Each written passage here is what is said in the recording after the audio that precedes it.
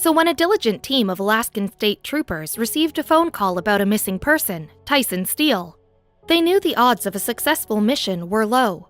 A certain clue, seen in the snow, however, convinced the rescue workers he may not be lost forever. When the family and friends of 30-year-old Tyson Steele heard nothing from him in weeks, their minds started imagining the worst. It wasn't like him to ignore the people in his life. This was all too odd. They asked authorities for a welfare check to ease their minds.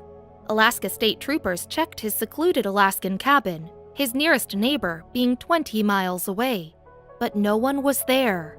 Tyson lived alone in his remote Susitna Valley cabin since he purchased it from a Vietnam War veteran in September 2019. The introvert's only company was his 6-year-old chocolate Labrador, Phil. Miles and miles of forests, hills, rivers, and lakes separated him from the road system, read a report from the Alaska State Troopers. That was how Tyson liked it, away from the world. And that's why no one witnessed his terrifying ordeal. Tyson's nightmare began when he awoke in the middle of the night. As he felt strangely chilly, he got up and fueled his nearby ancient wood stove with a giant piece of cardboard before hopping back into bed. That was a mistake. The hasty move sent a spark through his chimney, which then fell onto the cabin's roof, all while Tyson was fast asleep. He didn't wake up for some time. Hours later, he rose, cold again, to the sound of blazing drips of plastic coming through the roof above him. He rushed outside only to witness a horrific sight.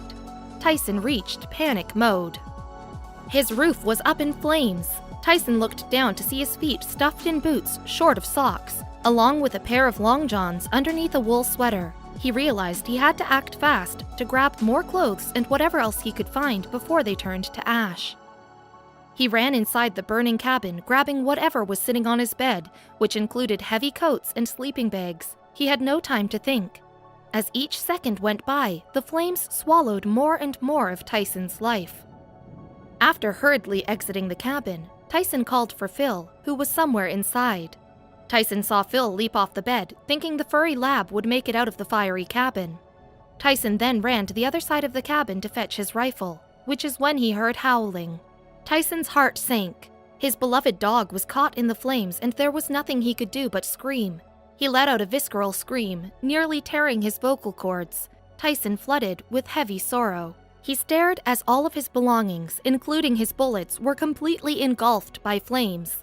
The fire then reached Tyson's stored oils and grease tank. Soon, explosions went off here and there. In a bit of hysteria, Tyson did whatever he could to put the flames out.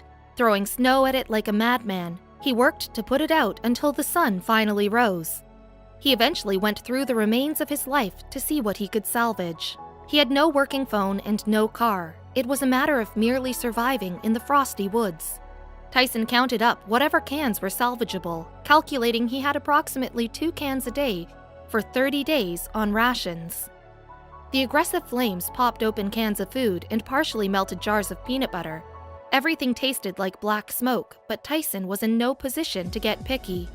For the first 2 nights, he slept in a snow cave, which provided little warmth. He practically shivered himself to sleep.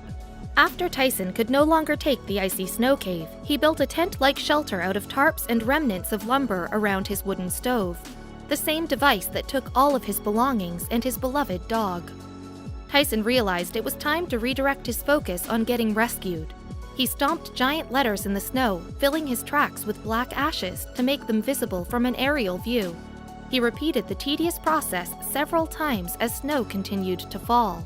After spelling out SOS, he spent days chiseling a path in the snow to a lake nearby his property where planes could land. He was terrified but hopeful that help was on its way. Eventually, after 3 grueling weeks enduring Alaska's harsh temperatures, Tyson looked up to see a helicopter circling above.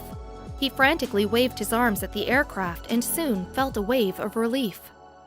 As Tyson sat at the Alaska State Troopers Aircraft Section hangar at Lake Hood, a cup of hot coffee warming his hands, rescuers took notice of his grisly appearance. His long hair was matted and damaged, his hands were rough and filthy, and his beard had grown to his chest.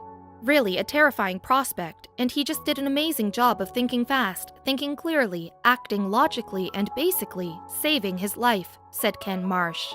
While Tyson Steele endured a catastrophic 3 weeks in the frosty, desolate Alaskan woods near Susitna Valley, he made it out alive and likely learned a lesson or two.